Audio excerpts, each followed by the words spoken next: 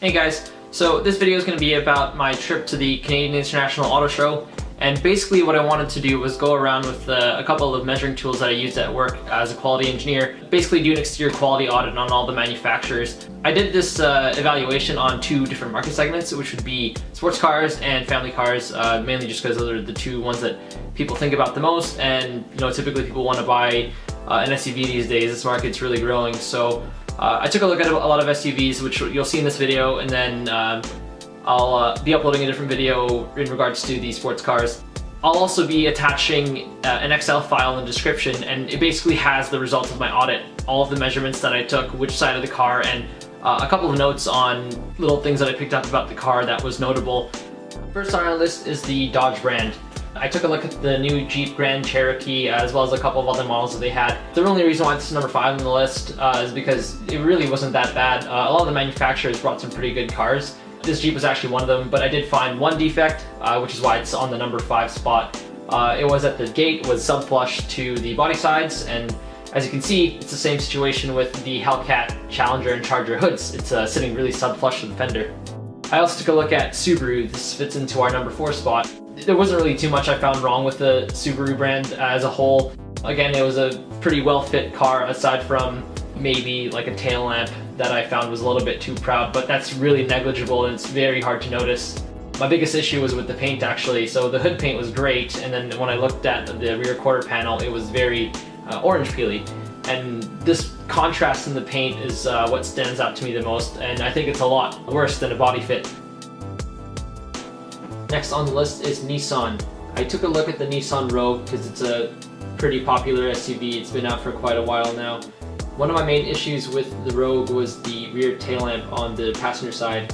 What I found was that I couldn't fit my 1/4 millimeter gauge in between the tail lamp and the body side, meaning that the tail lamp was touching the paint. And the reason why you don't want this is because over time, things like salt in the air or salt water from a wintry condition would get stuck in between the paint and the lamp, and you'd have a defect that the customer didn't even know was developing. As you can see, the fit on the other side was actually quite nice. The other issue I had with the Rogue was the hatch. As you can see, the hatch is almost shifted toward the right side with a large gap on the left. The gap runs through pretty evenly, and then when you look on the right side, it converges into a really tight spot right by the emblem there. Another issue I had with the Nissan Rogue was the paint. I found that the paint quality wasn't that good. There was a little bit of orange peel, and it didn't have a lot of clarity that I'd expect from an SUV that's been in production for a really long time.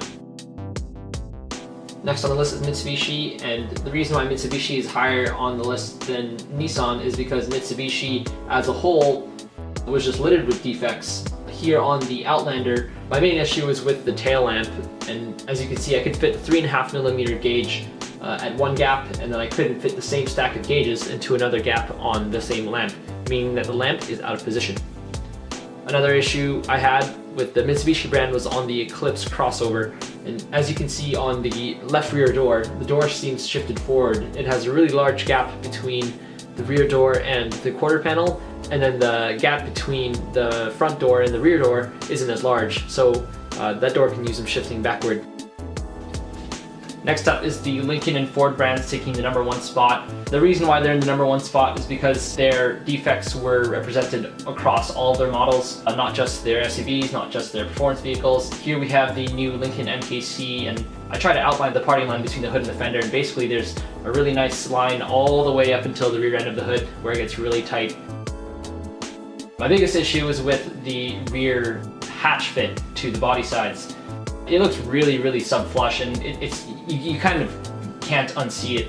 Take a step back and you can see that the rear hatch looks really small compared to the body sides, and it's just really unsightly. Overall, it was a pretty nice build with the paint, but the hood fit and the rear hatch fit was really bad.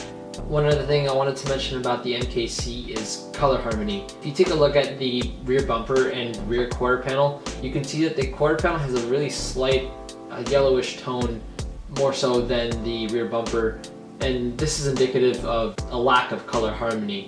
If the colors were truly in harmony, you might see a little bit of the yellow tone on the bottom bumper, but in this case you can't. The hatch fit was also common with the Focus ST, as you can see here in the yellow. Moving on to Ford, this is the new EcoSport, and it has a very similar shape and proportions to an Escape, except it's scaled down.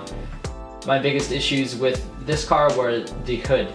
The hood isn't fit quite nicely. You can see that the line following the hood from the rear of the fender toward the bumper, it's a very inconsistent gap. You can see the tight spots and wide spots. It's just really unsightly. My other issues with both of the EcoSport and the Escape was that the hoods look very awkwardly shaped right at the grille. It's almost as if the hood is oversized or it's mushrooming out. It's just a really bad flushness, and it almost seems like the hood is shifted forward quite a bit. Yeah, that's pretty much it. I mean, it's not like the companies are looking to send badly fit cars to the auto show, so I think that's the reason why I couldn't find too many defects with all the other companies, especially ones that you would probably think to have defects, which probably exacerbates the scenario that I found on the showroom floor, because it showed that they didn't care enough to make sure that the cars that they're showing off to people are of good fit and good paint. And it was a pretty good learning experience for me. I think I like to see all the differences between all these different companies. It was a very good opportunity because all the cars were there, and I really hope you liked the video. I hope you learned something from it, and be sure to keep up with my channel. I'll be uploading a lot of content related to vehicle fit. As a quality engineer, I'm pretty excited about it, so I hope you are too. Thanks.